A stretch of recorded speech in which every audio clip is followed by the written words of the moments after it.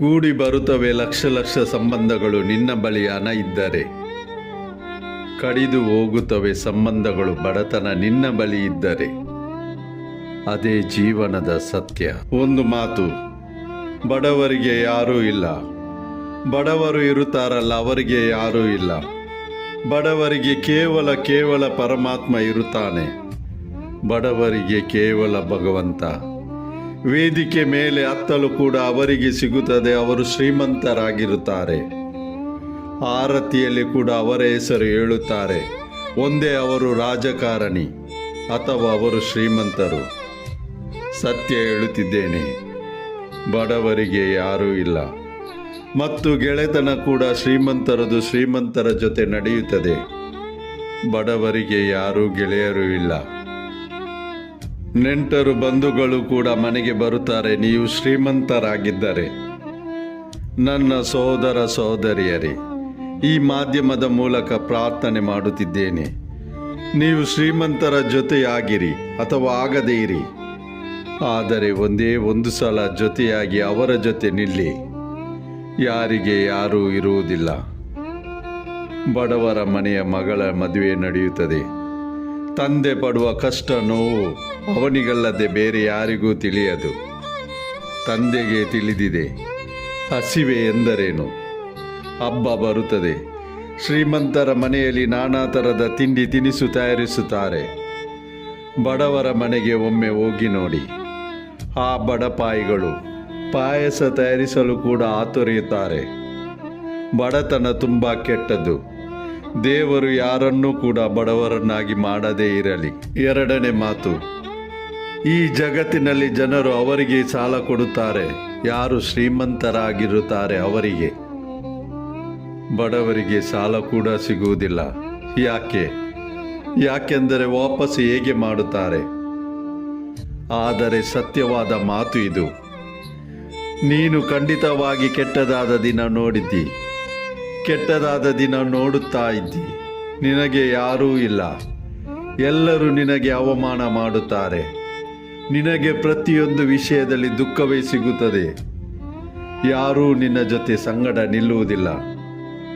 ನೀನು ಯಾವತ್ತೂ ಹೆದರಬೇಡ. ಒಂದು ಕೆಲಸ ಮಾಡು. ನೀನು ನಿನ್ನ ಪರಮಾತ್ಮನಲ್ಲಿ ಇಟ್ಟ ಭರವಸೆಯನ್ನು ಬಿಡಬೇಡ. ಪರಮಾತ್ಮ ಒಂದು ದಿನ ನಿನ್ನ ಮುಖದಲ್ಲಿ ನಗುವನ್ನು ಖಂಡಿತ ತರುತ್ತಾನೆ. ಕೂಡಿ ಬರುತ್ತವೆ ಲಕ್ಷ ಲಕ್ಷ ಸಂಬಂಧಗಳು ನಿನ್ನ ಬಳಿ ಹಣ ಇದ್ದರೆ. ಕಡಿದು ಹೋಗುತ್ತವೆ ಸಂಬಂಧಗಳು ಬಡತನ ನಿನ್ನ ಬಳಿ ಇದ್ದರೆ. ಅದೇ ಜೀವನದ ಸತ್ಯ.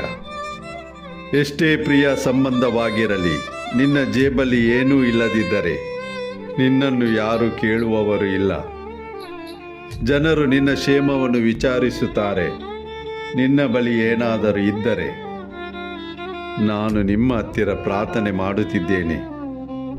ಶ್ರೀಮಂತನ ಮಗಳ ಮದುವೆಗೆ ಲಕ್ಷದ ಗಿಫ್ಟ್ ತೆಗೆದುಕೊಂಡು ನೀನು ಹೋಗುತ್ತೀಯಾದರೆ, ಯಾವಾಗಲಾದರೂ ಸಂದರ್ಭ ಸಿಕ್ಕಿದರೆ ಆ ಬಡ ಕಾರ್ಮಿಕನ ಮಗಳ ಮದುವೆಗೆ ಕೂಡ ಹೋಗು. ಅವರ ಮನೆಗೆ ಯಾರೂ ಹೋಗುವುದಿಲ್ಲ. ಬಂಧುಗಳು ಕೂಡ ಬಡವನ ಹೆಸರು ಆಮಂತ್ರಣ ಪತ್ರದಲ್ಲಿ ಬರೆಯುವುದಿಲ್ಲ.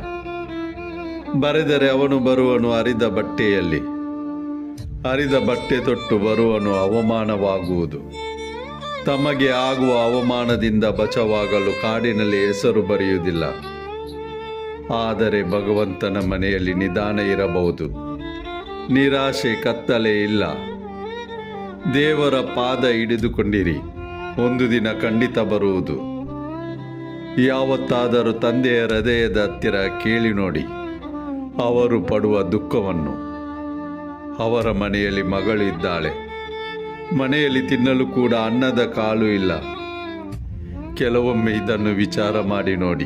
ಭಗವಂತ ಬಡತನವನ್ನು ಯಾರಿಗೂ ನೀಡದೇ ಇರಲಿ. ಬಡತನ ತುಂಬ ಕೆಟ್ಟದ್ದು. ಇದಕ್ಕಿಂತ ದೊಡ್ಡ ಶಾಪ ಬೇರೆ ಯಾವುದೂ ಇಲ್ಲ. ಯಾರೂ ವಿಚಾರಿಸುವುದಿಲ್ಲ. ವೇದಿಕೆ ಮೇಲೆ ಬರಲು ಬಿಡುವುದಿಲ್ಲ. ಮುಂದೆ ಬಂದು ನಿಲ್ಲಲು ಕೂಡ ಬಿಡುವುದಿಲ್ಲ. ಕೆಟ್ಟದಾಗಿ ನೋಡುತ್ತಾರೆ. ಬಂಧುಗಳು ಕೂಡ ವಿಚಾರಿಸುವುದಿಲ್ಲ. ಆದುದರಿಂದ ಈಶ್ವರನು ಬಡತನವನ್ನು ಯಾರಿಗೂ ನೀಡದೇ ಇರಲಿ. ನಾನು ನಿಮ್ಮಲ್ಲಿ ಪ್ರಾರ್ಥನೆ ಮಾಡುತ್ತೇನೆ. ನಿಮ್ಮ ಊರಿನಲ್ಲಿ ಪರಿವಾರದಲ್ಲಿ ಯಾರಾದರೂ ಇದ್ದರೆ ನನ್ನ ಪ್ರಾರ್ಥನೆ ಯಾರಿಗೂ ನೀನು ಜೊತೆ ಕೊಡು ಅಥವಾ ಕೊಡದೇ ಇರು. ಬಡವನ ಕಡೆ ಸ್ವಲ್ಪ ಕರುಣೆಯಿಂದ ನೋಡು. ಯಾರ ಬಳಿ ಬಡತನ ಇದೆ ಅವನೇ ಅವರ ದುಃಖವನ್ನು ಅರಿಯುತ್ತಾನೆ. ಎಲ್ಲರಿಗೂ ಅರ್ಥವಾಗುವುದಿಲ್ಲ. ಒಂದು ಮಾತು, ದೇವರ ಪಾದವನ್ನು ಬಿಡಬೇಡಿ.